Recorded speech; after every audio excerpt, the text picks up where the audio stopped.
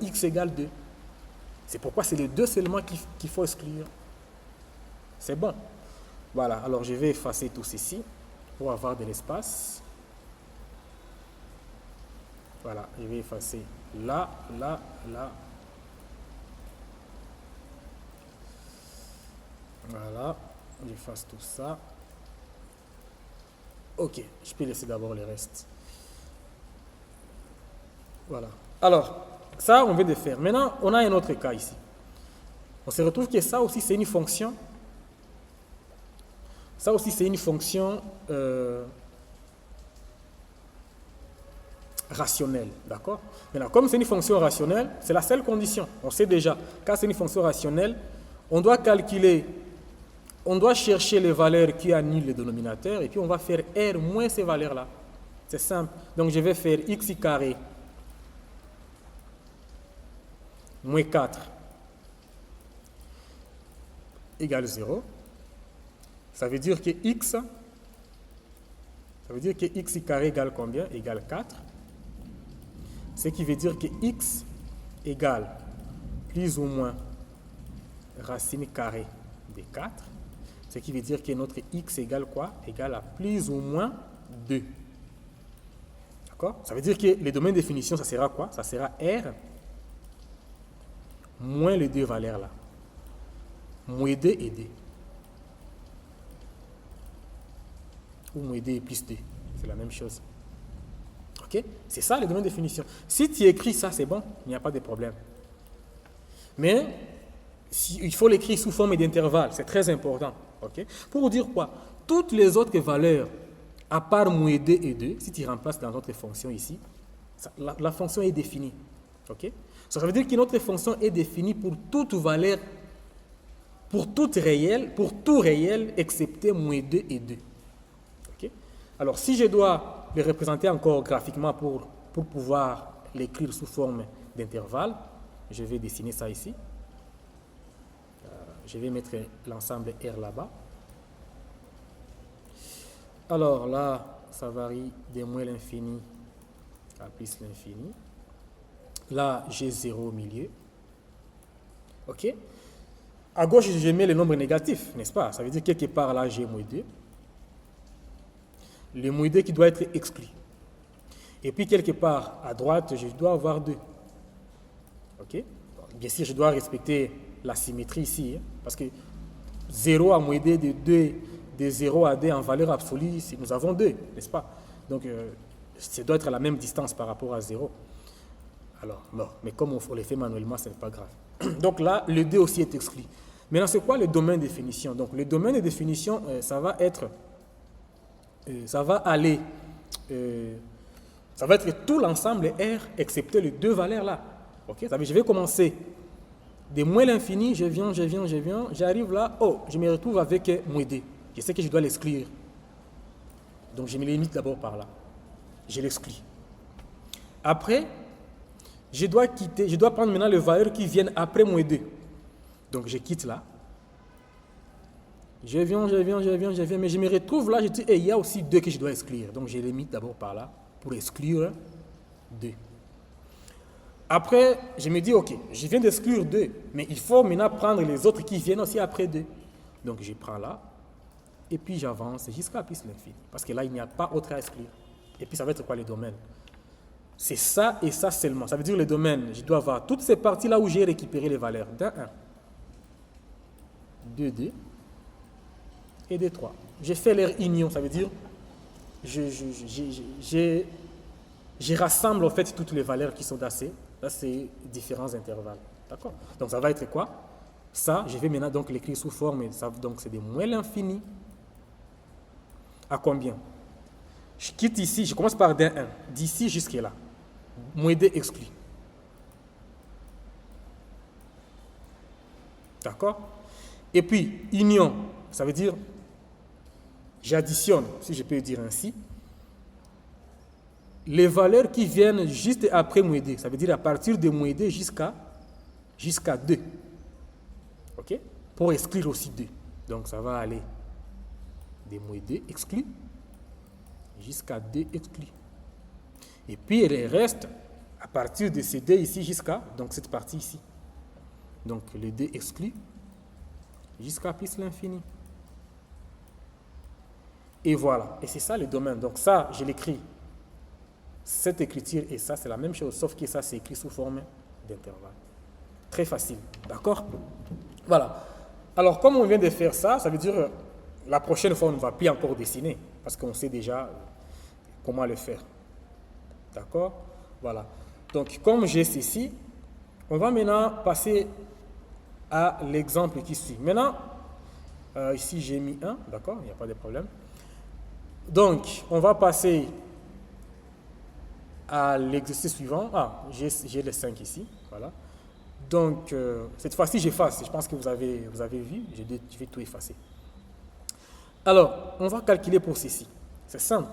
Pour ceci, qu'est-ce qu'il faut? On trouve que c'est aussi une fonction rationnelle. Qu'est-ce qu'il faut? Il faut éviter les valeurs telles que les dénominateurs égale 0. Qu'est-ce que je vais faire? Donc, je vais faire x carré plus 1 égale à 0, n'est-ce pas? Ça veut dire que x au carré égale à moins 1.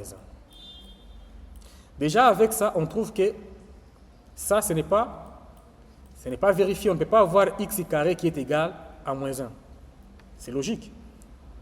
Les carrés d'un nombre réel ne peut jamais être négatif. Alors, comme il n'y a pas ça, ça veut dire qu'il n'y a pas de valeur qui vérifie ça. Donc, il n'y a pas de valeur qui peuvent... Parce que pour que ça soit égal à 0, il faut que ça soit vérifié. On vient de se retrouver dans une situation où ça ne peut pas passer. D'accord? Pour dire que cette valeur que nous avons ici, ça ne peut jamais être égal à 0, quelle que soit la valeur de x.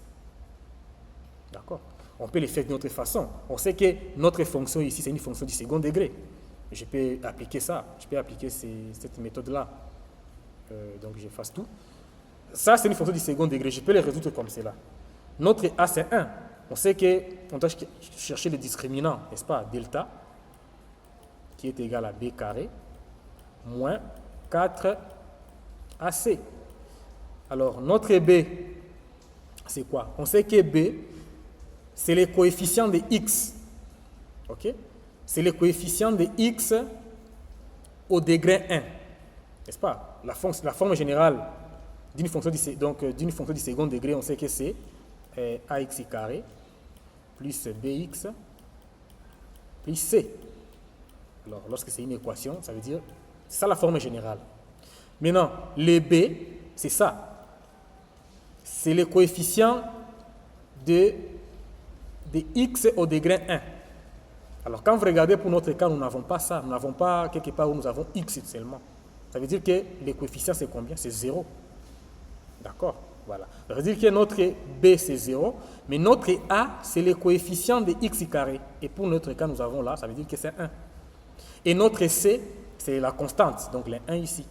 Donc, pour notre cas, qu'est-ce qu'on va avoir? B carré, ça va être 0 au carré, qui donne 0. Moins combien?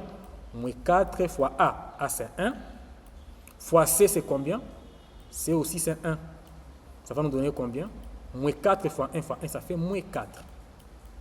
Alors, lorsque vous avez le discriminant qui est inférieur à 0, qu'est-ce qu'on vous dit? On vous dit, dans R, on vous dit que les racines n'existent pas. Autrement dit, il n'y a pas de valeur de x qui annule ça. Donc ça ne peut jamais être égal à 0. Comme ça ne peut jamais être égal à 0, or, c'est la seule condition qu'on se pose pour une fonction rationnelle.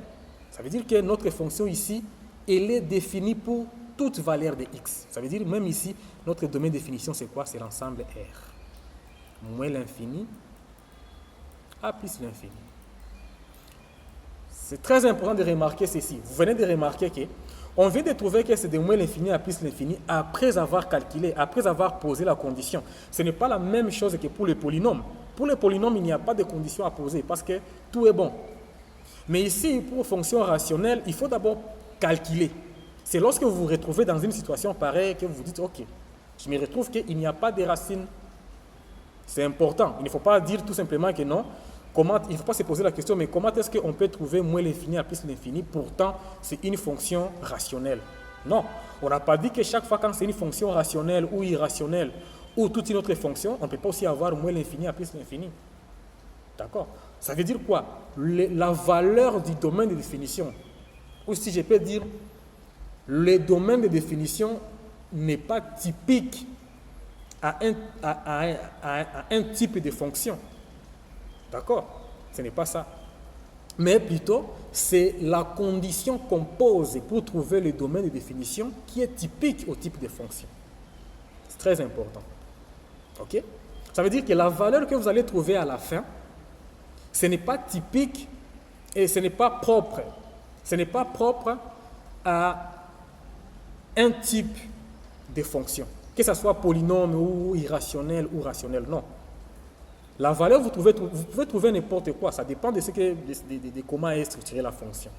C'est plutôt les conditions qu'on se pose, okay, pour trouver ces domaines-là qui diffèrent selon la fonction. Ça, c'est très important. Ça, c'est quelque chose de très important à mentionner. D'accord? Voilà. Donc là, on vient de trouver... alors, je m'excuse, j'ai un appel. Je dois répondre à un appel. Ici, donc je disais, quand le domaine, la valeur que vous allez trouver, le domaine que vous allez trouver, ce n'est pas propre à un type de fonction, non. C'est plutôt, ce sont les conditions qu'on se pose, okay, pour trouver ces domaines-là qui est typique aux fonctions, qui est propre au type de fonction. Ça, c'est quelque chose de très important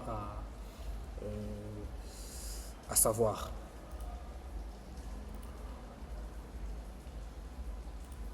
Alors, après, donc nous venons de trouver que c'est l'ensemble R. Alors, maintenant nous allons passer sur ça. Ça, on se retrouve que ça, c'est une fonction irrationnelle, parce que nous avons racine. C'est important. Pour la fonction irrationnelle, on a vu que... alors, je m'excuse, je vais d'abord allumer l'ampoule. Voilà. Donc, pour une fonction, je disais pour une fonction irrationnelle, on voit ici d'abord notre indice est pair. Alors, lorsque indice est pair, et nous voyons que ce qui est sous signe radical, c'est un polynôme. Du coup, on sait que qu'est-ce qu'on doit faire? La condition, nous devons vérifier que ça, il faut que ça soit supérieur ou égal à 0. C'est la seule condition. D'accord? Parce que là, nous avons un polynôme et notre indice est pair. Donc, qu'est-ce qu'on va faire? Ça doit être supérieur ou égal à 0. J'efface tout.